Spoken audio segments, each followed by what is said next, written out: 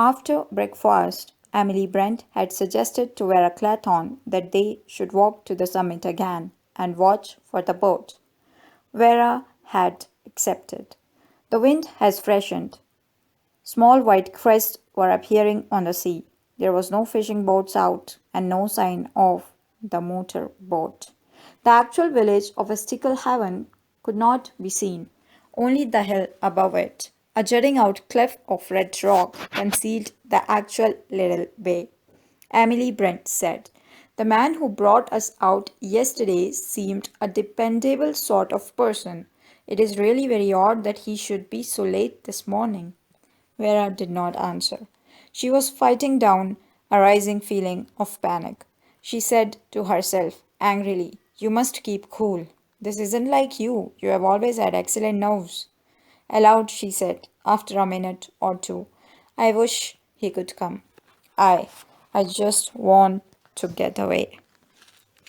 Emily Brent said dryly, "I have no doubt we all do."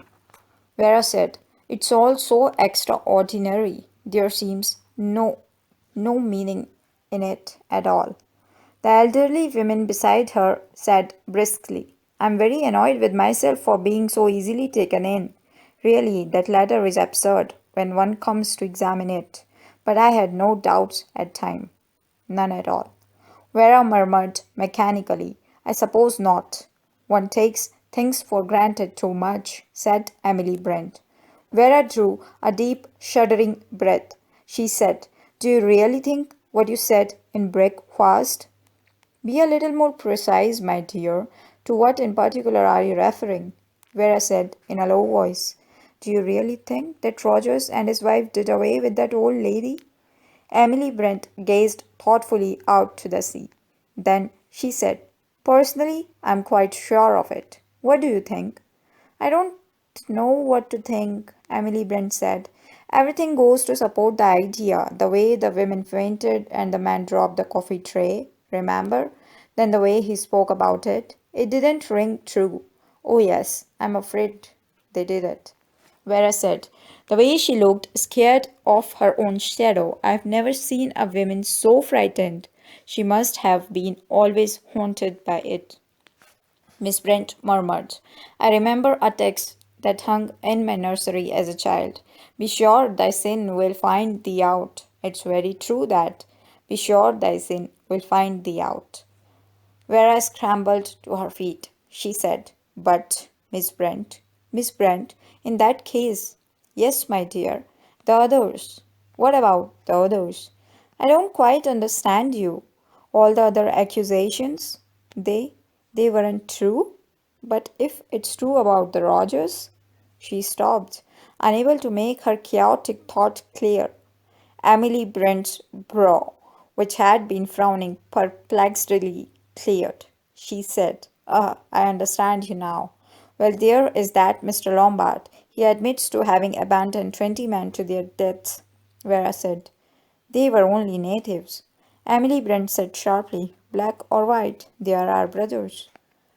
Vera thought, "Our black brothers." But black brothers. Oh, I'm going to laugh. I'm hysterical. I'm not myself. Emily Brent continued, thoughtfully. "Of course, some of the other accusations were very far-fetched and ridiculous. Against the judge, for instance, who was only doing his duty in public capacity, and the ex-Scotland Yard man. My own case, too." She paused, and then went on. "Naturally, considering the circumstances, I was not going to say anything last night. It was not fit subject to discuss before gentlemen." "No?" Vera listened with interest. Miss Brent continued serenely. "Beatrice Taylor was in service with me. Not a nice girl, as I found out too late. I was very much deceived in her. She had nice manners and was very clean and willing. I was very pleased with her. Of course, all that was the sheerest hypocrisy. She was a loose girl, with no morals. Disgusting. It was some time before I found out that she was what they call in trouble." She paused, her delicate nose wrinkling itself in distaste. "It was a great shock to me. Her parents were decent folk, too, who had brought her up very strictly. I'm glad to say they did not condone her behavior, Vera said, staring at Miss Brent. What happened? Naturally, I did not keep her an hour under my roof. No one shall ever say that I condoned immorality, Vera said in a lower voice. What happened to her? Miss Brent said. The abandoned creature, not content with having one sin in her conscience, committed a still graver sin. She took her own life. Vera whispered, horror struck. She killed herself? Yes, she threw herself into the river. Vera shivered. She stared at the calm, delicate profile of Miss Brent. She said, what did you feel like when you knew she'd done that? Weren't you sorry? Didn't you blame yourself? Emily Brent drew herself up. I had nothing with which to reproach myself, Vera said. But if your hardness drove her to hit, Emily Brent said sharply. Her own action, her own sin, that was what drove her to it. If she had behaved like a decent, modest young woman, none of this would have ever happened. She turned her face to Vera. There was no self reproach, no uneasiness in those eyes. They were hard and self right.